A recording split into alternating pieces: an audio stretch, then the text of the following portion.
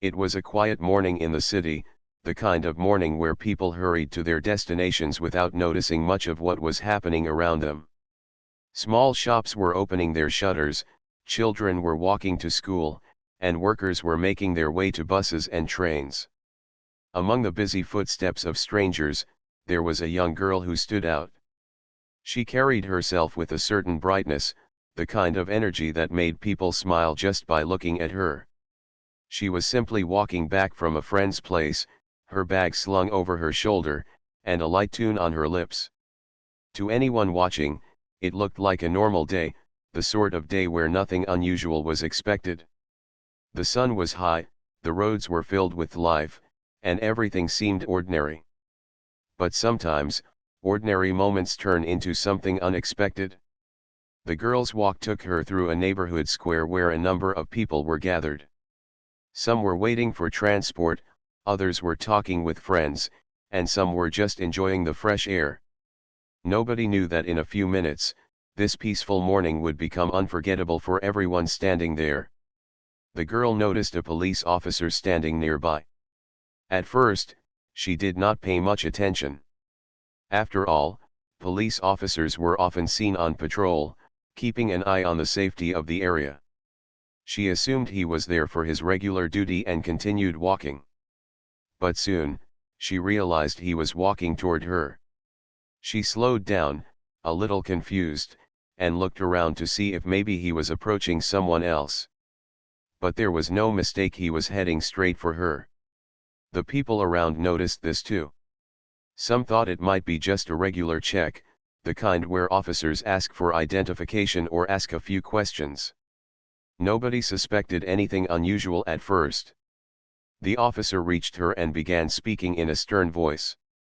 From a distance, no one could hear the exact words, but they could see the girl's expression change from calm to nervous. She tried to explain something to him, her hands moving slightly as if she was clarifying a point. The crowd's attention slowly began to focus on them. A few people stopped in their tracks.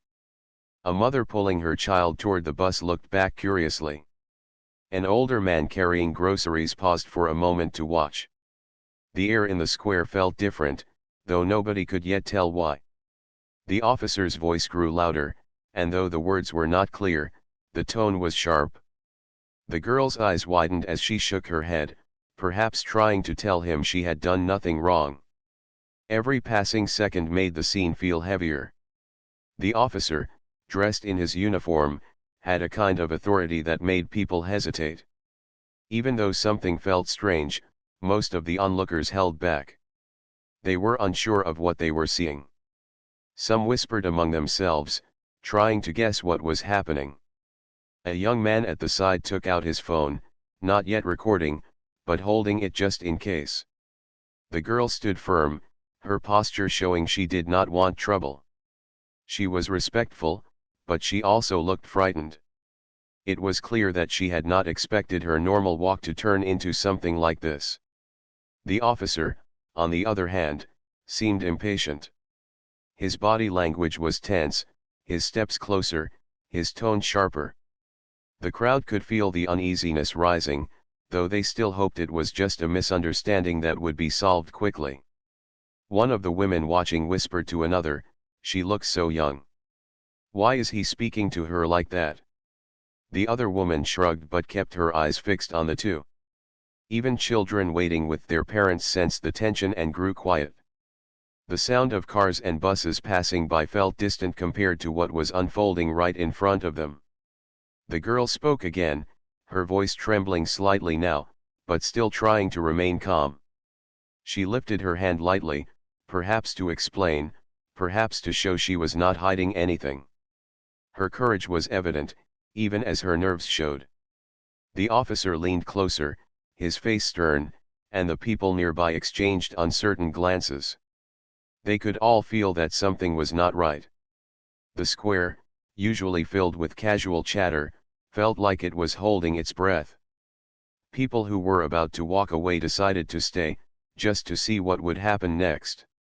The man with the phone now pressed the record button, sensing this was not a simple conversation. Others quietly moved closer, but still kept a little distance. Nobody wanted to interfere too soon, but at the same time, nobody wanted to ignore what was happening either. The atmosphere had completely changed in just a few minutes. What began as a normal day was now a scene that captured the attention of every passerby.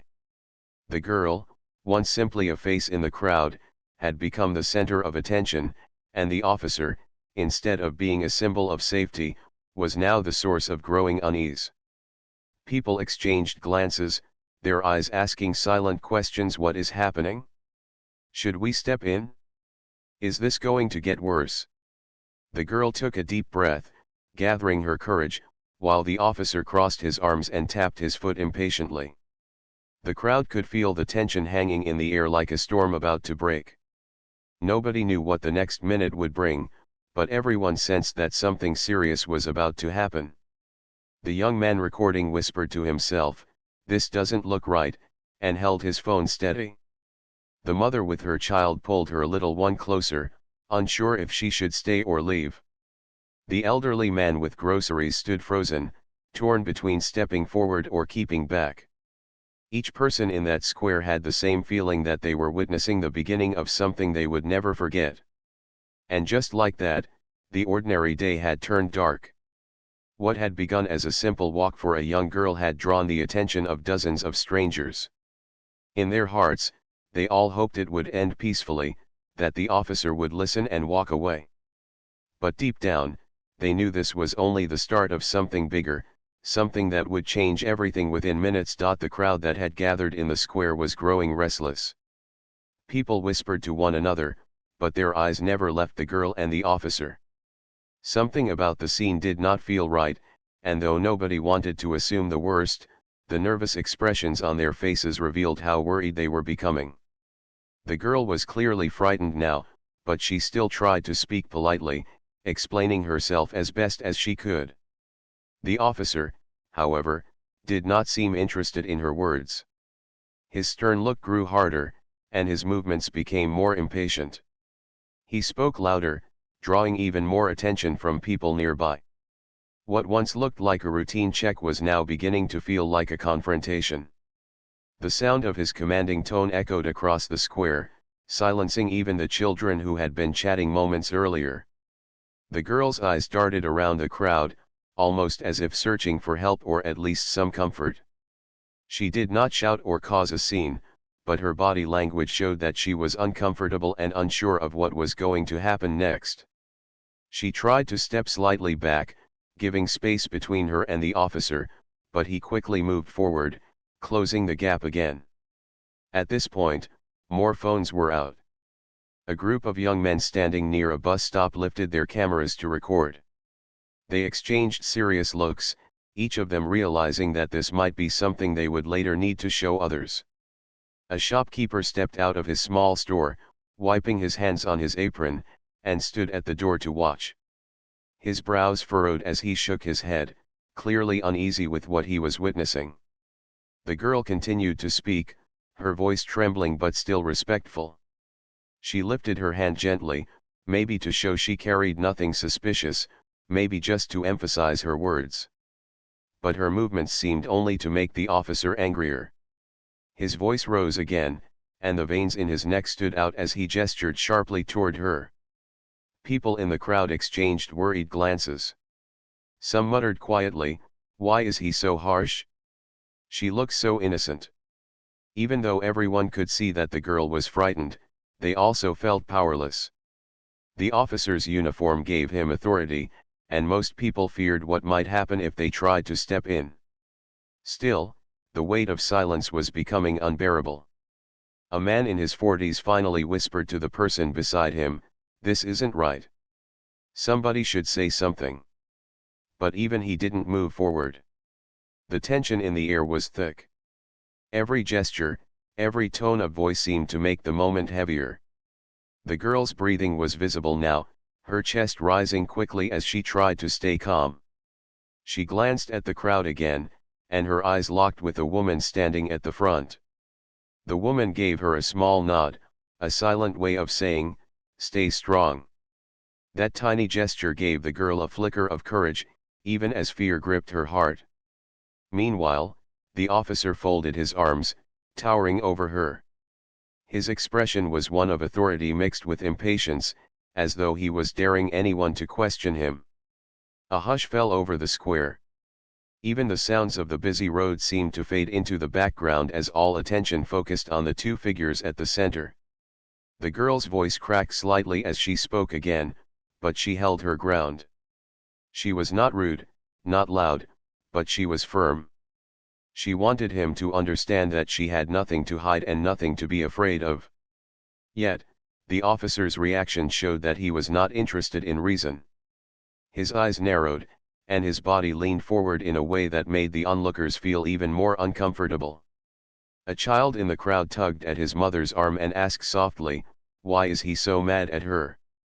The mother hushed him quickly, but her face was pale with concern.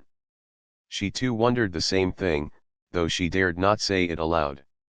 Every passing second seemed to stretch longer than the last.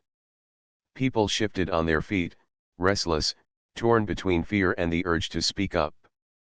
A young man holding his phone muttered, "I'm glad I'm recording this. People need to see." His friends nodded in agreement, their eyes wide as they focused on the unfolding scene. The girl clasped her hands together tightly, trying to keep herself steady. Her voice was quiet now, almost pleading, but still calm. She wanted to end the situation without conflict, yet the officer's tone only grew harsher. He pointed his finger toward her, his voice booming across the square. The crowd collectively flinched at the sound. The shopkeeper who had been standing in his doorway stepped a little closer now. He looked around at the others, as if expecting someone to step forward with him. But nobody moved. Fear was heavy, and though everyone could see what was happening, the power of the uniform kept them back.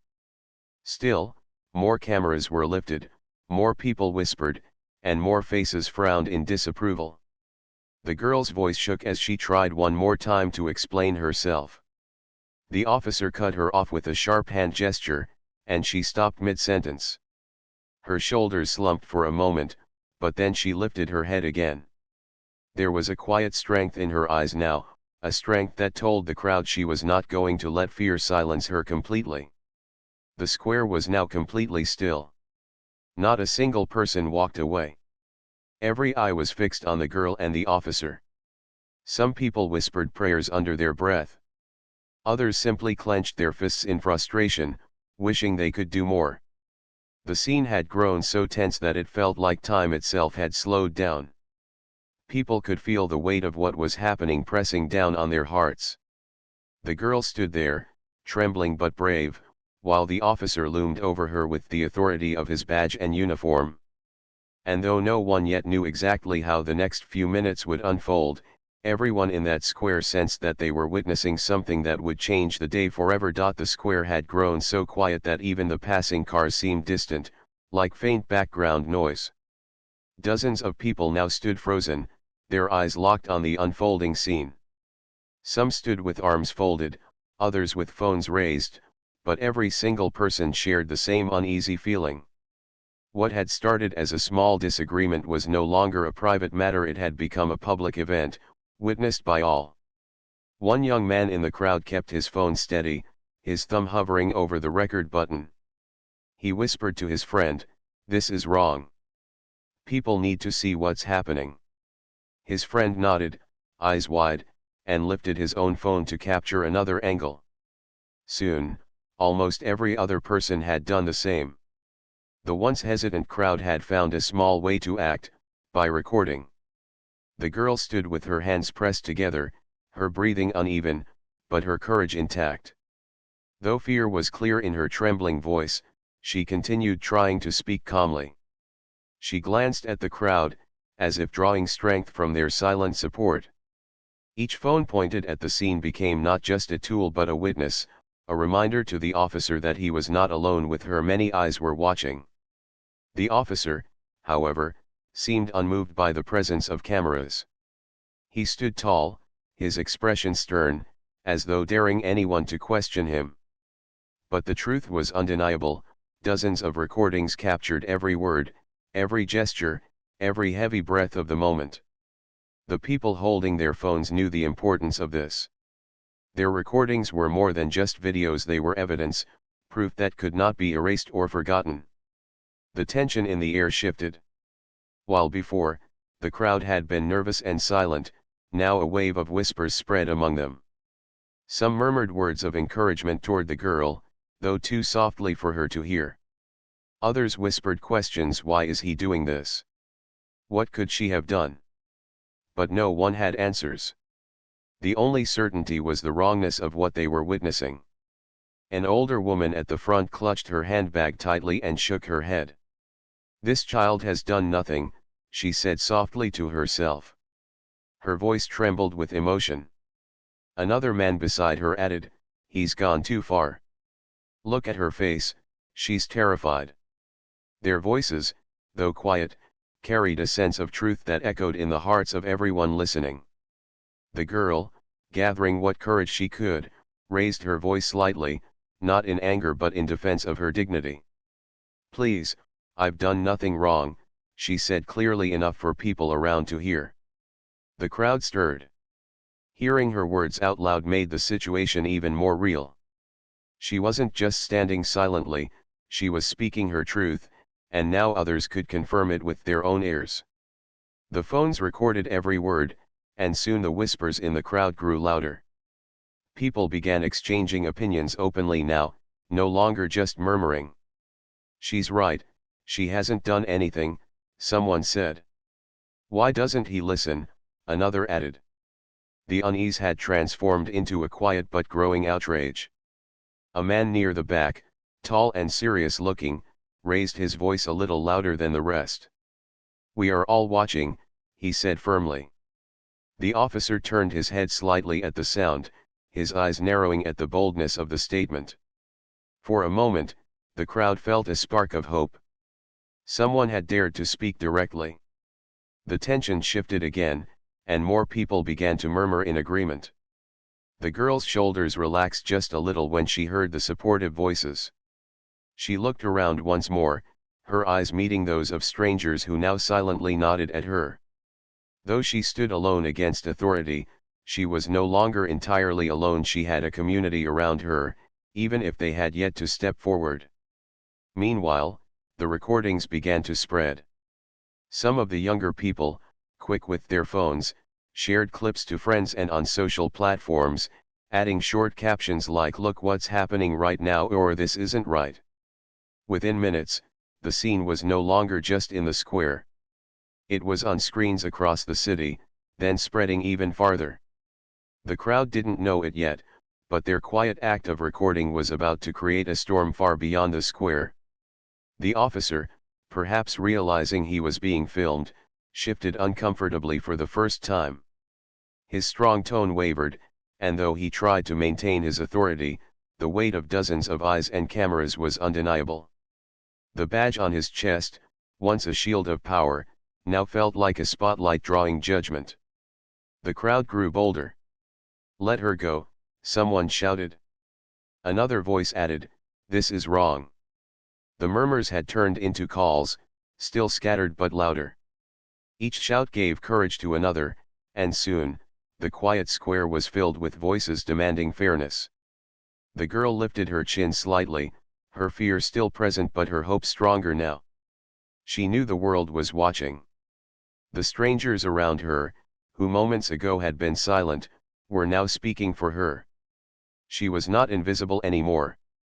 Her story was being written in real time, and the truth was being captured second by second. The young man with the phone whispered again to his friend, "This will go everywhere. He can't hide from this." And he was right.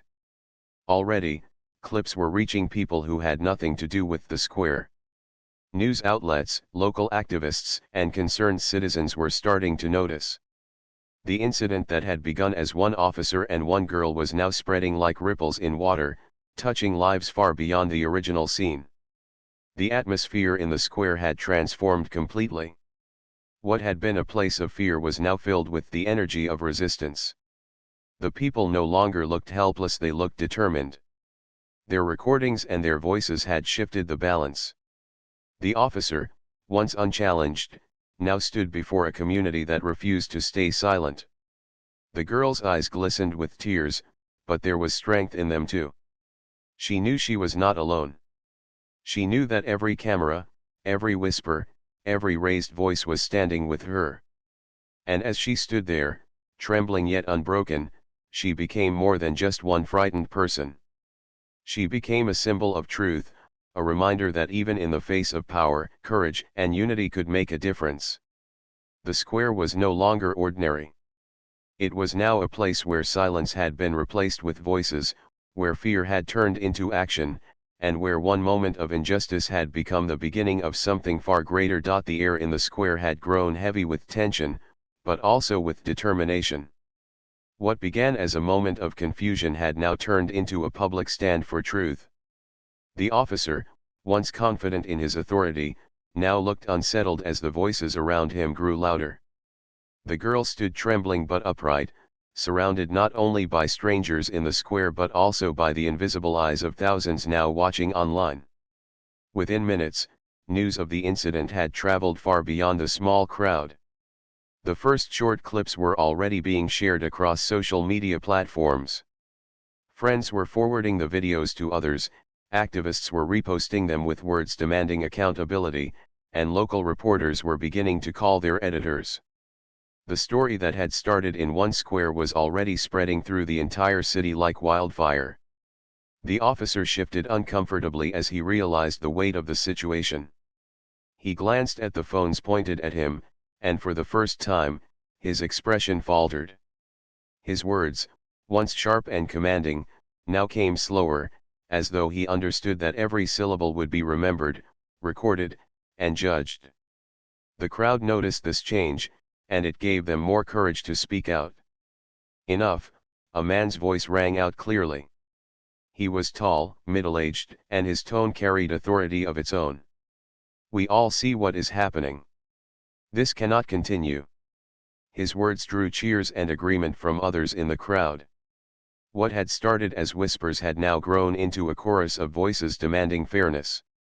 The girl, still frightened, felt a wave of relief. She wasn't saved yet, but the growing support gave her strength. She looked around and saw people standing together, strangers united for her. Her heart raced, but this time, not just from fear, it was also from hope. By now, local authorities had been alerted. Calls were pouring into police headquarters, messages were being sent to newsrooms, and officials were starting to realize that a single officer's actions had sparked something much bigger. Vehicles were dispatched toward the square, and within minutes, senior officers arrived at the scene.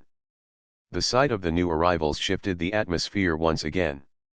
The crowd parted slightly, making way for the senior officials, but their voices did not quiet down. If anything, they grew stronger. "We want justice," someone shouted. "This must stop now," others added. The square was alive with chants, no longer fearful, but demanding change. The senior officers quickly assessed the situation. They saw the girl, shaken but standing firm, the officer who had caused the disturbance, and the dozens of phones still recording. They knew instantly that this was no longer a private matter that could be dismissed. It had become a public case, one that was already spreading across the nation. The girl was gently approached by one of the senior officers, who spoke softly to her. He asked if she was all right, and the concern in his voice contrasted sharply with the earlier harshness. She nodded nervously, still clutching her hands together, but her eyes showed a flicker of relief. The crowd noticed this change too, and their voices softened slightly, watching closely to see what would happen next. The officer who had caused all the trouble was pulled aside. His face was tight with discomfort as he realized the seriousness of what was unfolding. The cameras followed him, recording his every movement. He was no longer the figure of authority, he was now the subject of judgment. The senior officials spoke briefly among themselves, and then one of them addressed the crowd. His voice was steady, clear, and formal. "We have seen what has happened here today. We thank you for standing firm. This matter will not be ignored. Action will be taken immediately. The crowd erupted in applause, relief, and cheers. For the first time since the confrontation began, the square felt lighter. The people had been heard, their voices had mattered, and the truth had been acknowledged. The girl, though still trembling, felt tears fill her eyes, not just of fear, but of relief. Strangers she had never met had stood for her, and now officials had stepped in. What had seemed like a hopeless situation just minutes before was now turning in her favor. As the officer was escorted away, the crowd's cameras followed him. People shouted words of justice, not insults, but calls for accountability. Do what is right, one person said. No one is above the law, another added. Their chants were firm, their voices united. The girl was escorted gently toward safety. A kind woman from the crowd stepped forward and handed her a bottle of water. "You are brave, my dear," the woman whispered kindly. The girl's lips trembled as she whispered back, "Thank you." Meanwhile, the footage had already reached television stations. News anchors were preparing to cover the incident live. Social media platforms were buzzing with the story, hashtags were trending, and people across the country were demanding to know what was happening. The speed of modern communication meant that within the hour, the entire nation was watching. In the courtroom later that same day, the atmosphere was electric. The video evidence, combined with the testimonies of dozens of witnesses, made the situation clear. The judge entered, his face stern, as the room fell silent. The girl sat in the front row, supported by community members who had stood with her since the square. She clutched her hands tightly, her heart pounding, but her spirit unbroken. The officer was brought in, no longer in uniform, no longer holding authority. He was simply a man standing before the law, just like anyone else. The recordings were played on a screen for the court to see. Every voice, every gesture, every moment was clear. The evidence spoke louder than any words. Witness after witness came forward, each describing what they had seen. Their voices were steady, their accounts matching the videos perfectly. The girl's eyes filled with tears as she realized how many people had chosen to stand for her. She was no longer just one person's victim, she had become the reason a community demanded accountability. The judge listened carefully, his face showing no expression, but his eyes sharp with focus. When the final video was shown, silence filled the courtroom. It was undeniable. The truth could not be hidden, could not be twisted. The girl held her breath as the judge finally spoke. His words were measured, his tone firm. The evidence is clear. The law must act. Justice must be served. His ruling was swift and strong. The crowd in the courtroom let out a collective sigh of relief. Some clapped softly, others simply closed their eyes in gratitude. The girl covered her face with her hands for a moment, tears streaming, before looking up again. She was safe, she was heard, and most importantly, justice had been promised. The officer, once standing tall with authority, was now escorted away, no longer untouchable. The courtroom felt lighter, filled with a sense of victory not just for the girl, but for everyone who believed in fairness. And as the news spread across the country, people celebrated. It wasn't just about one case, it was about sending a message. No uniform, no position, no badge could stand above the truth. The voices of ordinary people had created change, and the law had answered. The news of the officer's sentencing spread across the city like a wave. People in neighborhoods, schools, and workplaces spoke about it with a mixture of relief, pride, and amazement. Many who had not even witnessed the incident felt inspired by the girl's courage and by the determination of everyone who had stood with her. Her story had become a symbol of hope, proof that the truth could not be hidden, and that justice could prevail even in the face of fear. The girl, now safe at home, sat quietly in her room with her family. The events of the day had left her exhausted, but also stronger than she had ever felt before. She could still feel the tension in her chest, the adrenaline that had carried her through the moments of danger, and the trembling that had not completely gone away. But alongside those feelings was something new: pride. She had faced something terrifying, and she had survived. She had spoken her truth, and the world had listened. Her parents sat beside her, holding her hands tightly. Their faces were still pale from worry, but relief shone in their eyes. "We are so proud of you," her mother whispered, her voice shaking. "You were so brave." Her father nodded, tears welling in his eyes. "You stood up for yourself, and now others will know that no one can take away your dignity. You did the right thing." Even in her room, the girl could hear the faint hum of notifications on her phone. Messages from friends, neighbors, and even strangers poured in, expressing support, admiration, and encouragement. Many people thanked her for showing courage, for refusing to be silenced, and for reminding everyone that standing up for what is right can make a difference. Outside, the square where the incident had occurred had already become a quiet place again. The crowd had dispersed, but the memory of that day remained. Some of the people who had been there still returned to leave flowers, notes, and small tokens of solidarity. They wanted to mark the spot, not to celebrate fear, but to honor courage and resilience. Community leaders began organizing small gatherings to discuss how to prevent such incidents from happening again. They encouraged people to speak up, to educate themselves and others, and to support anyone who might be vulnerable. The girl's experience had sparked a conversation that went beyond the incident itself. It had created a ripple effect, inspiring people to think about fairness, respect, and the importance of standing together. In the weeks that followed, the court's decision remained a topic of discussion. The officer had been sentenced to prison, not just as a punishment, but as a clear message to everyone in the community that actions have consequences. People debated the case on news channels, in newspapers, and online forums. But even among those discussions, the focus remained on the girl, the courage she had shown, and the way ordinary people had united to demand justice.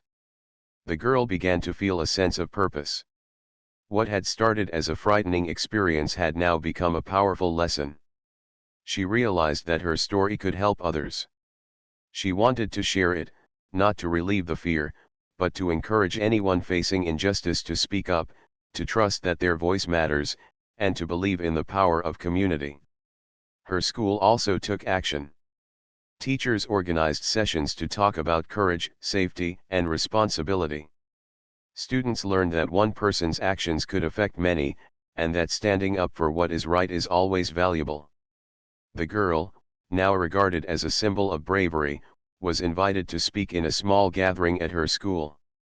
Her voice was steady, though her hands trembled slightly as she began to share her story. "I was scared," she said softly, looking at the faces of her classmates. "But I realized that staying silent would only let wrong things continue. When I spoke up, people listened. When they stood with me, I knew I wasn't alone. And together, we made sure justice happened." Her words resonated with everyone in the room. Students whispered to each other, some nodding quietly, others wiping tears from their eyes. Teachers smiled, proud of her strength and the example she had set. The girl felt a warmth in her chest, a combination of relief, pride, and hope. She had turned a terrifying experience into a moment of learning for everyone around her. Meanwhile, the girl's story continued to reach more people. Local newspapers ran articles detailing the events and the court's decision. News channels interviewed community members who had witnessed the incident. Social media posts were shared tens of thousands of times, spreading her message of courage far beyond her own city. People from other towns, even other countries, wrote to her family expressing admiration for the girl and for the community that had stood with her. The officer's sentence was carried out swiftly. He was taken to prison under strict supervision, and the law ensured that he would face the consequences of his actions fully. The community watched closely, relieved that justice had been served. But for the girl and her family, the focus was not revenge or anger, it was closure. They could finally begin to heal, to feel safe again, and to move forward with their lives. As the days turned into weeks, the girl slowly returned to a sense of normalcy. She went back to school, played with friends, and spent quiet evenings at home with her family. The incident remained a memory, but it no longer held power over her. She had faced the worst moments and come through stronger, wiser, and braver than she had ever imagined. The community continued to honor the courage she had shown. Some organized small awards, others set up local initiatives to educate young people about courage and justice. Her story became part of the city's history, not a tale of fear, but of empowerment. People talked about how a single voice, supported by a community, could change the course of events. The girl herself understood the importance of what had happened. She learned that even in moments of fear, standing up for truth is always worthwhile. She realized that courage isn't the absence of fear, but the decision to act in spite of it. And she carried this lesson with her, quietly, each day, letting it guide her actions and her choices. Months later, the square where it all had begun became a place of remembrance. A small plaque was placed there, honoring the courage of a young girl and the unity of a community that refused to accept wrongdoing. People visiting the area would pause, read the words, and reflect on the importance of standing up for justice and supporting each other. The girl often returned there, sometimes alone, sometimes with friends. She would look at the plaque and remember the day when fear had almost overwhelmed her, but also when hope, courage, and unity had triumphed. She would smile quietly to herself, knowing that her voice had mattered, that her actions had made a difference, and that the world was better for it. And in the hearts of those who had witnessed, helped, or supported her, the lesson remained clear. No matter how small or young someone might be, their courage can inspire change. No matter how overwhelming a situation might seem, standing together with truth and fairness can create results. The world is shaped not just by those in power, but by those who choose to speak, act, and support what is right. The girl had learned this, the community had learned this, and anyone who heard her story could learn it too. What had started as a moment of fear ended as a powerful lesson of courage, justice, and hope. It was a reminder that truth cannot be hidden, that bravery can come from anyone, and that when people stand together, change is possible. In the quiet of her room one evening, she looked out the window at the city lights and thought about how far she had come. She remembered the fear, the trembling, the shouting, and the chaos. But she also remembered the calm voices of support, the firm words of witnesses, and the final words of the judge. And she knew, deep in her heart, that she had helped create a world a little better than it had been before. Her story, once a frightening memory, had become a beacon of courage for everyone who heard it. And she knew that as long as people remembered it, the lessons of that day, the importance of speaking up, standing together, and believing in justice would continue to inspire others for generations to come.